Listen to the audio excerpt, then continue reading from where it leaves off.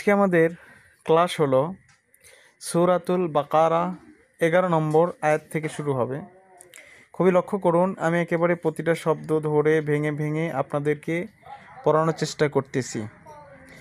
এই যে এখানে দেখেন অ জবর অ, হামজা জের ই, ওয়া ই, এই যে এখানে জাল আলিফ জবর রা, ওয়া ইদা, তাহলে কি হলো ওয়া ইদা। এই যে জালের পরে যে আলিফ, এটা হচ্ছে জবরের বাম পাশ, জবরের বাম পাশে খালি আলিফ হলে এক আলিফ টানিয়ে পড়িতে হয়, এটা হচ্ছে মদের হরফ। তাহলে ওয়া ইদা, কফিয়া জের কি, লাম জবর লা, কিলা। এই যে কফিয়া জের কি, এটাও মদের হরফ। কফিয়া জের কি, জেরের বাম পাশে যজমালা ইয়া আসলে এক আলিফ টানিয়ে পড়তে হয়, লাম জবর লা, কিলা। তাহলে হলো ওয়া ইদা কিলা, লাম জবর লা, হামিম পেশ হুম, লাহুম, কিলা লাহুম, লাম আলিফ জবর লা, মদের হরফ, এক আলিফ টানতে হবে, লা। তাফা পেশ তুফ, লা তুফ, সিনজের সি, দাল ওয়াও পেশ দু, এটা মদের হরফ, এখানে এক আলিফ, লা তুফ সি দু। ফা লাম জের ফিল, হামজা র জবর আর, দজ্জের দি, ফিল আর দি। কফ আলিফ জবর ক, লাম ওয়াও পেশ লু। এই যে এই চিহ্নটা চিকন চিহ্ন থাকলে তিন আলিফটা নিয়ে পড়তে হয়। তাহলে কলু, হামজা নুন জের ইন, নুন জবর না, মিম আলিফ জবর মা, ইন নাম। এই যে নুনের উপর নুন অথবা মিমে তাসদিদ থাকলে গুন্না করিয়ে পড়িতে হয়, ইহাকে ওয়াজিব গুন্না বলে। তাহলে হলো ইন্নামা, ইন, এই যে ইন, এটাই গুন্না, ইন্নামা। তারপরে দেখেন নুন হা জবর নাহ, নুন পেশ নু, নাহ নু, মিম সদ পেশ মোস, লামজের লি, মোসলি, হাওয়া পেশ হৌ, নুন জবর না, মোসলি হৌ না। এই যে হাওয়া পেশ হু, মদের হরফ বা মদের হরকতের বামের হরফ হচ্ছে নুন। এই মদের হরফ বা মদের হরকতের বামের হরফ ওয়াকফ করলে তিন আলিফটা নিয়ে পড়িতে হয়, ইহাকে মধ্যে আরজি বলে। তাহলে পুরোটা আয়াত দেখেন, ওয়া ইযা কিলা লাহুম লা তুফসিদু ফিল আরদি قالوا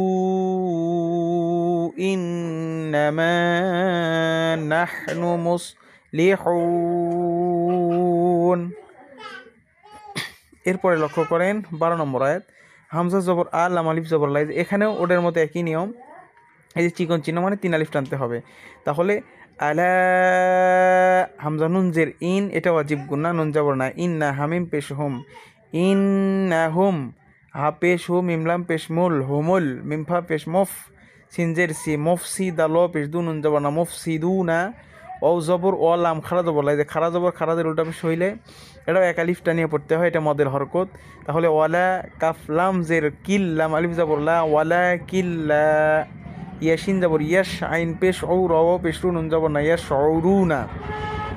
এখানেও একই নিয়ম। এই যে মদের হরফ ওয়াও, এই মদের হরফ বা মদের হরকতের বামের হরফ ওয়াকফ করলে তিন আলিফ এখানে টানতে হবে, এটা মধ্যে আরজির নিয়ম। তাহলে হলো আলা ইন্নাহুম হুমুল মুফসিদুনা ওয়ালাকিন লা ইয়াশউরুন।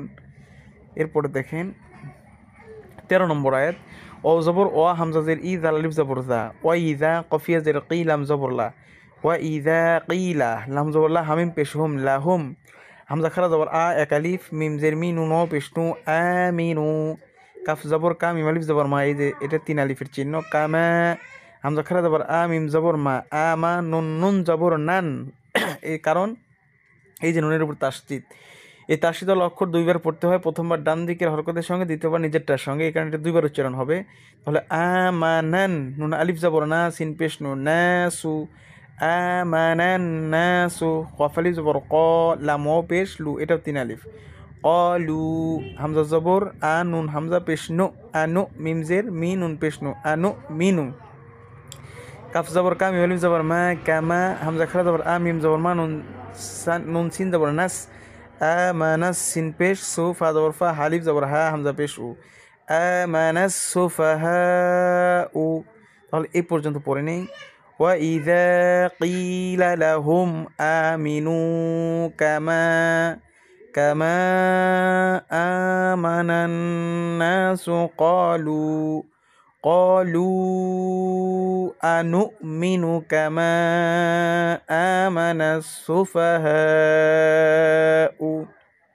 এরপরে দেখেন হামজা জবর আল, লাম আলিফ জবর লা, তিন আলিফ, আলা, হামজা নুন জের ইন, ওয়াজিব গুন্না, নুন জবর না, ইন্না, হামিম পেশ হুম, ইন্নাহুম, হা পেশ হুম, মিম সিন পেশ মুস, হুমুস, সিন পেশ সু, ফা জবর ফা, হা আলিফ জবর হা। এই যে এটাও চিহ্ন, এই যে এটাও চিহ্ন, কিন্তু এই যে এই চিহ্ন থাকলে 4 আলিফ, এটা থাকলে 3 আলিফ, এখানে 4 আলিফ হবে। সোফা হ্যাঁ ও, অ জবর ওয়া, লাম খারা জবর লা, ওয়ালা কাফলাম জের কিল, লাম আলিফ জবর লা, ওয়ালা কিল্লা, ইয়া আইন জবর ইয়া, লাম জবর লা, মিম পেশমুন নুন জবর নাই, লা ইয়া আল্লাম। তাহলে হলো আলা ইন্নাহুম হুমুস সুফাহাউ, সুফাহাউ ওয়ালাকিন লা ইয়ালামুন। তাহলে আজকের ক্লাসটি ছিল এই পর্যন্তই। আগামী ক্লাসে ইনশাআল্লাহ 14তম আয়াত থেকে শুরু হবে। আর এভাবে আমি একেবারে ধারাবাহিক পুরো কোরআন এইভাবে আপলোড দেওয়ার চেষ্টা করব। ভিডিওটি কেমন লাগলো অবশ্যই কমেন্টে জানাবেন। ধন্যবাদ। আল্লাহ হাফেজ।